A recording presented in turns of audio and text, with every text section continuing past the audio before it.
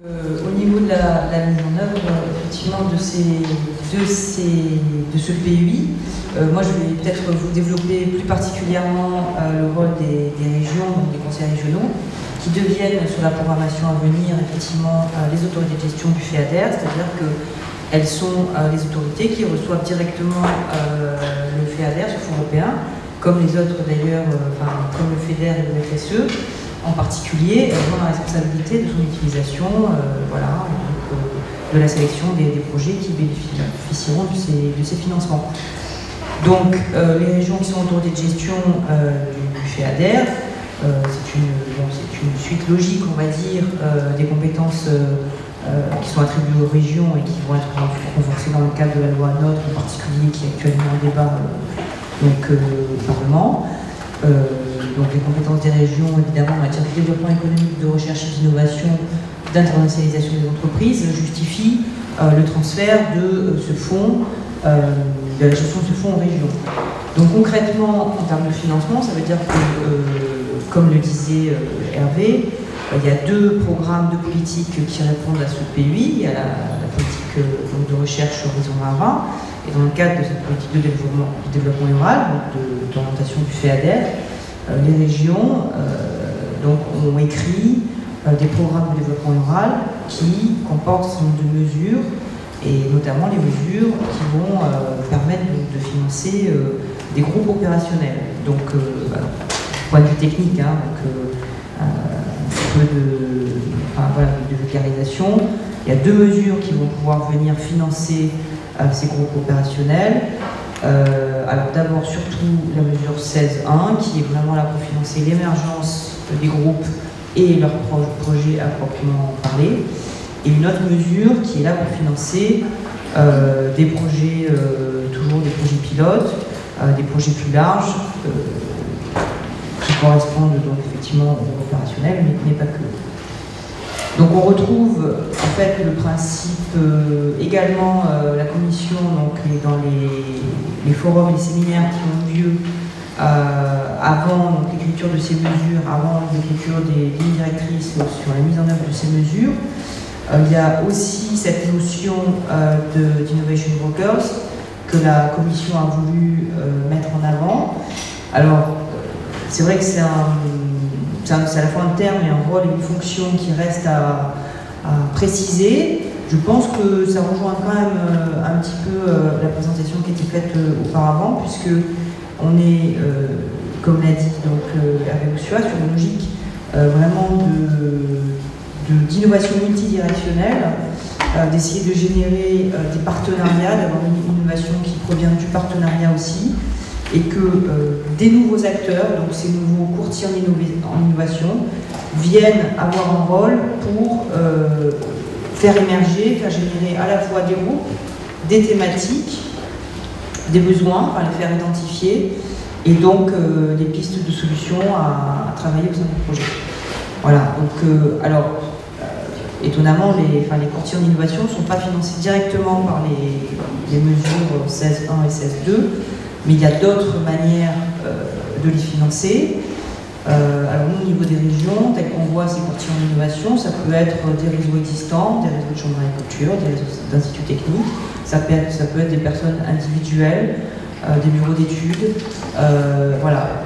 Et ils peuvent venir se financer sur des mesures existantes au sein des programmes de développement rural, telles que les mesures sur le conseil, sur d'autres fonds, FESI, fonds structurels. Donc voilà, c'est encore en cours de mise en œuvre. Donc juste au niveau de cette mise en œuvre, il faut avoir aussi en tête que on est sur maintenant une vision et une application régionale, puisque qui dit que les régions sont autorités de gestion du FEADER, c'est-à-dire que chaque région va écrire, en respect avec le règlement de développement rural évidemment, ses propres règles de la mise en œuvre de ces mesures. Qui dit propres règles, ça veut dire qu'elle va définir le budget qu'elle souhaite flécher sur ces mesures. Et ces budgets sont relativement variables en fonction des régions. D'après le tour que je peux avoir, ça peut aller de 1 à 4 ou 5 millions sur l'ensemble de la programmation, en fonction des régions. Donc c'est assez, voilà, ce sont des différences assez sensibles. Les régions auront aussi, quand elles vont lancer des appels à projets, à cœur d'avoir des thématiques plus ou moins ouvertes, d'imposer un certain nombre de choses, alors d'imposer peut-être la présence d'un chercheur dans ses groupes opérationnels, d'imposer la présence d'une entreprise. Ça va vraiment dépendre de l'orientation que l'autorité de gestion de la région souhaite donner à cette politique. Voilà, donc, et au niveau national, puisque l'idée c'est quand même d'avoir une mise en synergie, une animation de tous ces groupes, malgré une politique régionale. Donc il y a une animation nationale qui est prévue au sein du réseau rural national, qui est, pour faire schématique, les réseaux, qui va également assurer l'animation de ce qu'on appelle les GAL, les groupements d'action locaux, qui dépendent d'une autre mesure, qui est le leader. Donc en fait, voilà, les projets leaders, le développement rural, en particulier le développement rural non agricole. Donc c'est vrai qu'on retrouve un peu ensemble à la fois l'innovation et le développement rural. C'est un choix qui est voulu et imposé un petit peu par la Commission, puisqu'elle souhaite aussi que voilà, des synergies se fassent et que notamment voilà, ces partenariats intersecteurs en particulier se mettent en œuvre de manière un petit peu plus accentuée. Donc voilà, c'est grâce à cette animation, évidemment, cette mise en réseau, qu'il pourra y avoir donc une mise en réseau des groupes opérationnels en tant que tels, et puis favoriser aussi donc, des plateformes d'échange sur des thématiques ou des problématiques connexes. Au niveau européen, puisque c'est une politique européenne, on répète, au niveau européen, le pays s'appuie sur deux plateformes de mise en réseau, à la fois donc, la partie recherche Horizon 2020 et pour la partie FEADER, comme je disais, une animation européenne commune avec les sujets développement rural. Donc en préalable en fait, à la mise en œuvre de ces mesures, depuis donc 2013, il y a déjà eu une cellule d'animation, une plateforme qui s'est mise en place et qui a permis donc de travailler et de créer des focus group qui sont déjà des focus group thématiques qui ont permis à un certain nombre d'experts de s'investir et de s'impliquer sur ces thématiques pour identifier, faire un petit peu un état de l'art sur un certain nombre de thématiques et identifier voilà, des pistes de projets, de sujets, d'impasse à explorer. Voilà. Donc c'est déjà une source voilà, de réflexion. Donc en définitive, le partenariat européen pour l'innovation, c'est un outil qui doit renforcer une innovation grâce à plus d'interactivité entre les acteurs en les mettant effectivement donc, au même niveau et dans plusieurs directions. On est vraiment sur une pluralité d'acteurs qui ont un projet. Alors j'ai oublié de le préciser, mais effectivement ce projet il a un champ de thématique qui est vraiment large, qui est prévu dans le règlement sur le champ des possibles, mais qui est relativement large. Ce projet, il n'est pas, je devance peut-être les questions, mais il n'a pas forcément de durée définie. C'est plutôt sa pertinence, son côté innovant, l'adéquation entre la durée, les moyens et l'objectif qui sera étudié. Mais l'objectif, c'est que ce projet s'attaque à une opportunité qui est une piste qui est vraiment innovante et qui permet d'avoir effectivement d'atteindre une agriculture, une sylviculture triplement performante comme déjà on est dans plusieurs politiques actuellement au niveau de l'agroécologie en particulier. Voilà, vous avez un site dédié sur le livre agricole et qui notamment l'onglet Service Point qui vous amènera vers la plateforme collaborative qui est là où les experts peuvent s'inscrire, participer, contribuer à ces groupes thématiques. Voilà, merci. Merci beaucoup. Par rapport aux formes de partenariat que nous connaissons, qui sont d'ailleurs relativement innovantes, parce qu'elles sont récentes, à l'échelle nationale, que sont les unités mixtes technologiques, les réseaux mixtes technologiques, les projets CASLA, les groupements d'intérêt scientifique par secteur, le GIS Relance, etc. donc, cette nouvelle génération d'outils nationaux, je parle d'outils, quelles sont les dimensions qu'ajoute, à part la dimension européenne bien sûr, mais qu'ajoute ce PEI. J'ai compris qu'il y avait alors il y a quelque chose de tout à fait différent de ce qu'on a, c'est l'obligation que soit indiqué dans l'affaire, et même comme base du système, des groupes d'acteurs de base, en l'occurrence des agriculteurs, des producteurs. Donc la précision, effectivement, c'est le groupe opérationnel, c'est le groupe qui se constitue, qui est financé autour du projet.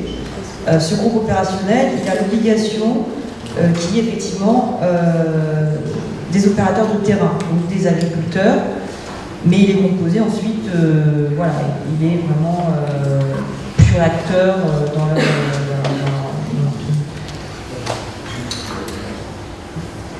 Effectivement, ce que tu as identifié me semble tout à fait juste dans l'analyse du dispositif.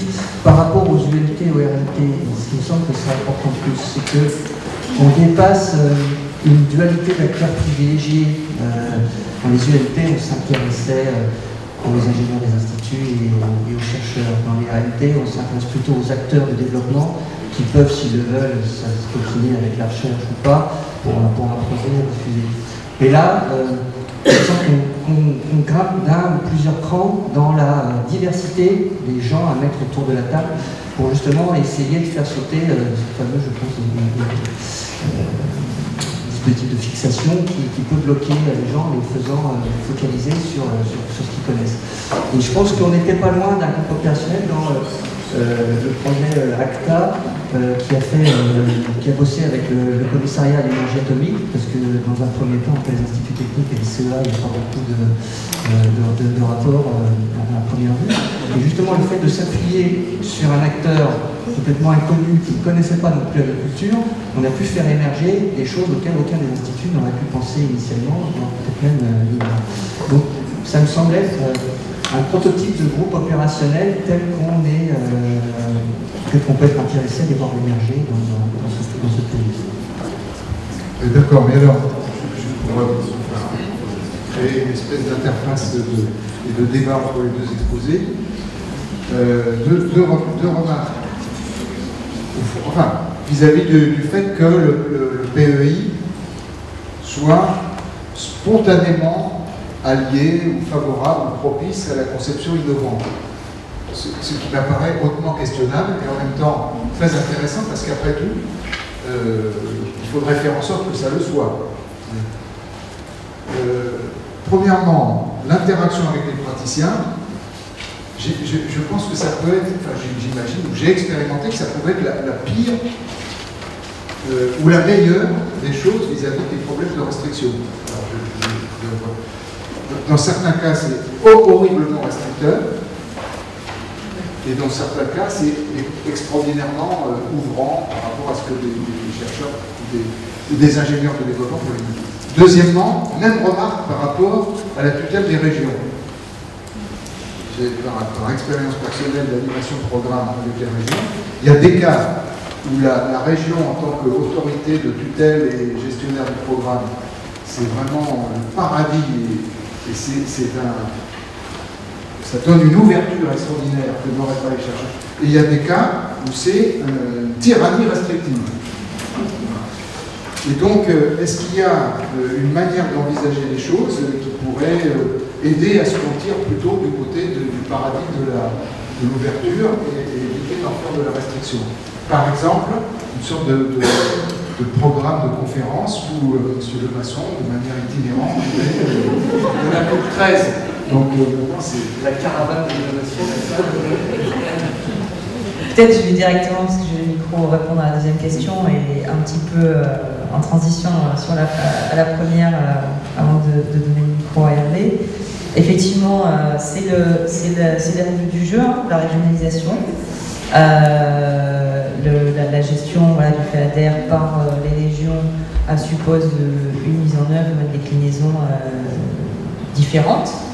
Bon, les objectifs restent les mêmes, enfin, donc voilà, améliorer la compétitivité, trouver des solutions à des problématiques non résolues ou inexplorées.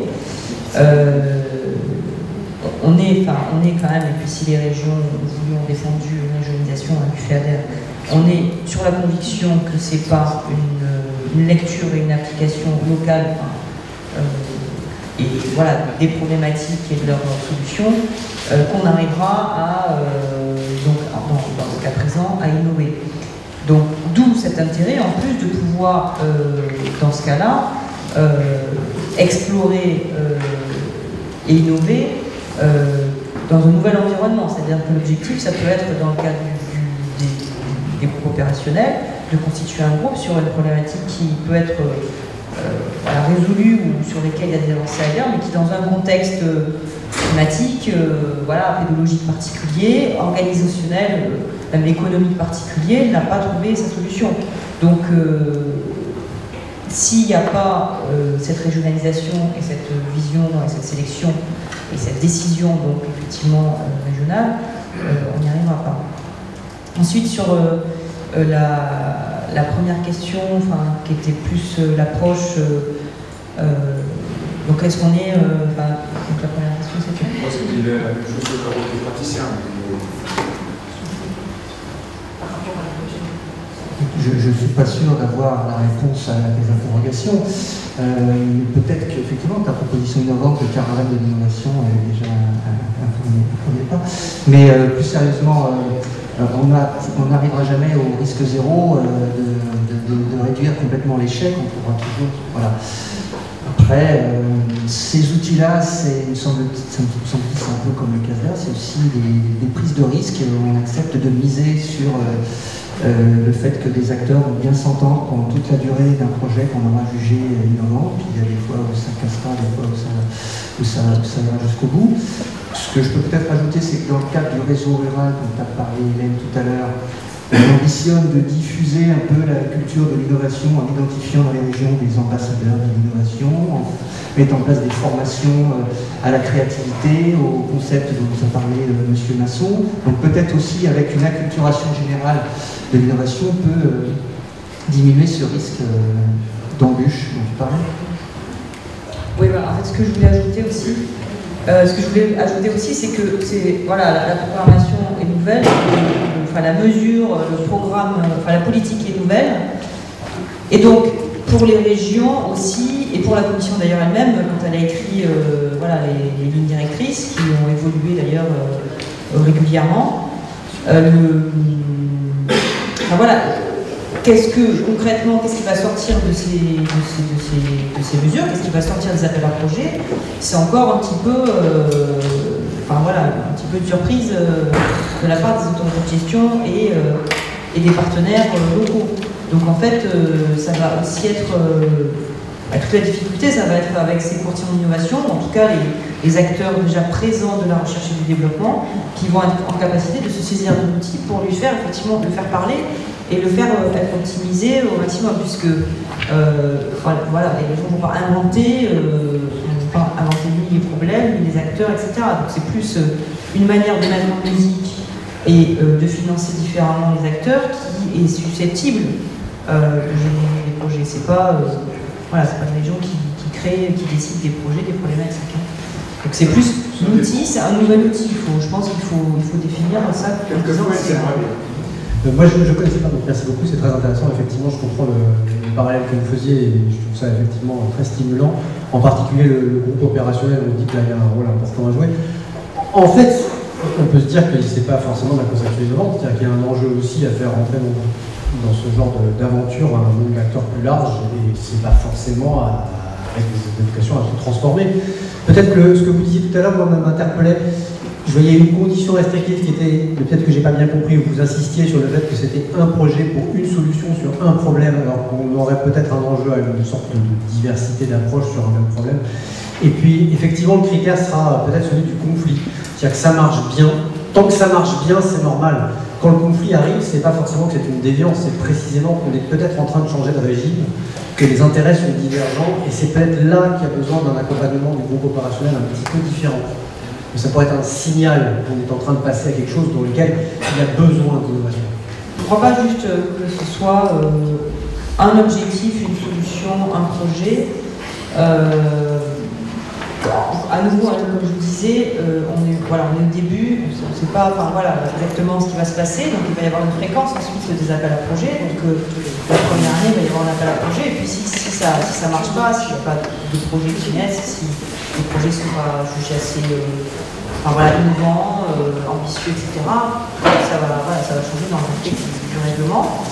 Donc je pense que ce qui est important dans cette logique-là, en tout cas pour le groupe opérationnel, qui est un des outils, c'est d'avoir une adéquation entre les objectifs, les moyens et de respecter le principe, une diffusion de l'information, des acteurs opérationnels, etc. Donc on n'est pas sur devoir obligatoirement atteindre des résultats, mais peut-être plus que toutes les conditions soient réunies pour que ces résultats soient atteints.